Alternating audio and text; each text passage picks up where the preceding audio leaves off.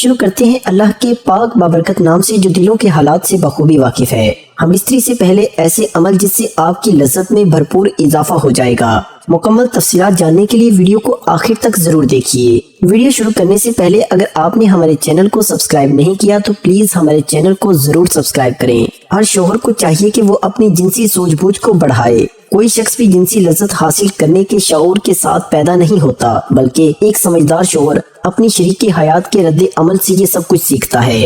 وہ برابر اپنی اسی صلاحیت کو ترقی دینے میں لگا رہتا ہے کہ وہ فریق ثانی کو لذت پہنچائے اور اس کے بدلے میں خود اس سے زیادہ لذت حاصل کرے۔ مباشرت سے پہلے بستر پر ایک موٹا کپڑا بچھا لیا جائے تاکہ بہہ نکل جانے والی فالتو منی بستر کو خراب نہ کر دے۔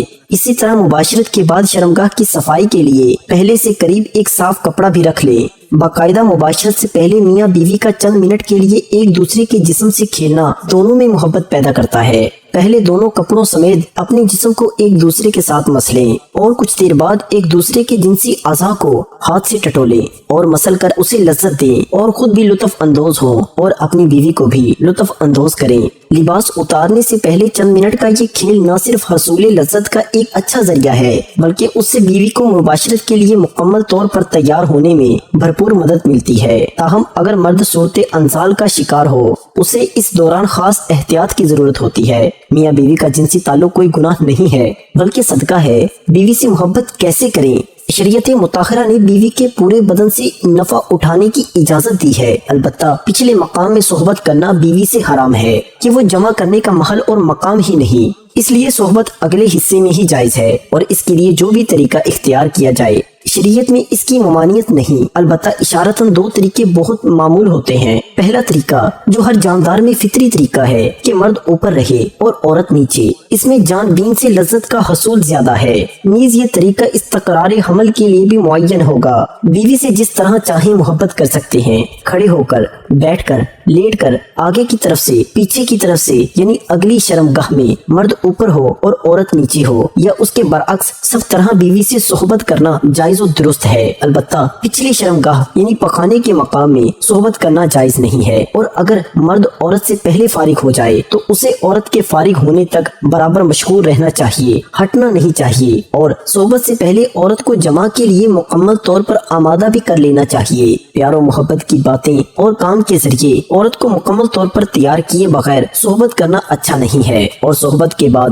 دونوں کو پیشاب بھی کر لینا چاہیے تاکہ اگر منی کا کوئی قطرہ سوراخ میں رہ گیا ہو تو وہ خارج ہو جائے۔ میاں بیوی کے اس عمل کو پہلے سے طے کر لیں، یہ ایک بہت لطف اندوز ہوتا ہے۔ بیڈ روم کو رومانٹک بنانے کے لیے اپنے کمرے میں مدھم لائٹ رکھیں، کیونکہ مدھم لائٹ میں عورت کا جسم خوبصورت اور پرکشش دکھائی دیتا ہے۔ اسی طرح کمرے میں اپنی پسند کی خوشبو بھی لگا لیں۔ ہم بستری سے پہلے میاں بیوی دونوں اپنی شرمگاہوں کو ٹھنڈے پانی سے دھو لیں، یہ مرد کی ٹائمنگ میں اضافہ کرتا ہے اور عورت کی شرمگاہ اس قدر تنگ ہو جاتی ہے کہ جس سے ہم بستری کرنے میں بہت ہی زیادہ لطف محسوس ہوتا ہے۔ کشادہ بستر کا انتظام کر لیں اور بستر نہ بہت زیادہ نرم ہو اور نہ ہی بہت زیادہ سخت ہو۔ ہم بستری کے لیے میاں بیوی کے پاس وقت کھلا ہونا چاہیے۔ جنسی ماہرین کے مطابق کم از کم 1 گھنٹہ وقت ضرور ہونا چاہیے تاکہ مرد کے ساتھ ساتھ عورت کی بھی فراغت ہو سکے۔ میاں بیوی ایک دوسرے کے لباس اتاریں، اس طرح کرنے سے ایک دوسرے کے دل میں محبت پیدا ہو جاتی ہے۔ شوہر کے لیے بیوی کی شرمگاہ چھونے اور دیکھنے میں کوئی حرج نہیں ہے، لیکن اسے چومنا بے حیائی ہے۔ اسی طرح بیوی کے لیے مرد کی شرمگاہ کو چھونے اور دیکھنے میں کوئی حرج نہیں ہے، مگر اسے چومنا بے حیائی ہے اور اسلام کی پاکیزہ تعلیمات کے خلاف ہے۔ میاں بیوی میں خدا کی طرف سے ہی محبت پیدا ہو جاتی ہے۔ میاں بیوی کا رشتہ ایک ایسا احساس ہے جس میں محبت ہی محبت نظر آتی ہے۔ بعض اوقات کچھ لڑکا لڑکی کی شادی پسند سے نہیں کی جاتی، لیکن وقت گزرنے کے ساتھ ساتھ ان میں ایک دوسرے کی محبت اتنی پیدا ہو جاتی ہے کہ وہ ایک دوسرے کے بغیر نہیں رہ سکتے۔ شوہر جب بیوی سے ہم بستری کا ارادہ کرے تو ہم بستری کی دعا پڑھے کہ جس کا ترجمہ میں اللہ کا نام لے کر یہ کام کرتا ہوں، اے اللہ تو ہمیں شیطان سے بچا اور جو اولاد تو ہم کو دے اس سے بھی شیطان کو دور رکھ۔ اس دعا کے پڑھ لینے کے بعد اس وقت کی ہم بستری سے جو اولاد پیدا ہوگی شیطان اسے کبھی ضرر نہ پہنچا سکے گا۔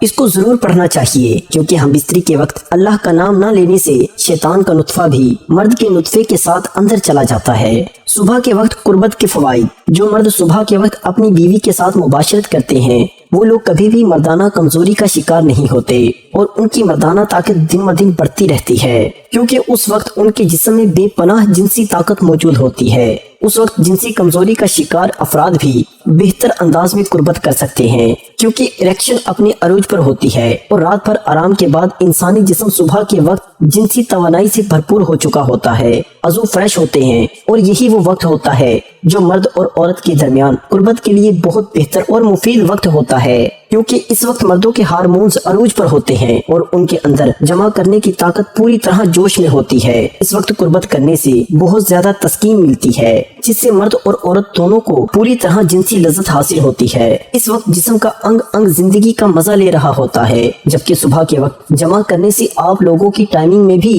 زیادہ اضافہ ہو جائے گا۔ اس وقت ذہن پر بھی کوئی بوجھ یا پریشانی نہیں ہوتی، اس لیے اس کا پورا دھیان جنسی قربت پر ہوتا ہے۔ اس وقت مباشرت کرنے سے عورت کے اندر حمل ٹھہرنے کا امکان بھی زیادہ ہوتا ہے۔ اس طرح رات کو 10 بجے تک سو جانا چاہیے۔ آپ لوگوں کے جنسی حصوں کو بھی پورا سکون حاصل ہوتا ہے۔ پرسکون رہنے اور جنسی کارکردگی بہتر بنانے کے لیے بہتر نیند بہت ضروری ہوتی ہے، لہٰذا ساری رات لیپ ٹاپ اور موبائل فون کے سامنے بیٹھنے سے گریز کریں، ورنہ ذہنی دباؤ تھکاوٹ سے دو چار انسان کی کارکردگی کیا ہوگی، آپ کو کوئی بھی کام کرنے سے لطف حاصل نہیں ہوگا۔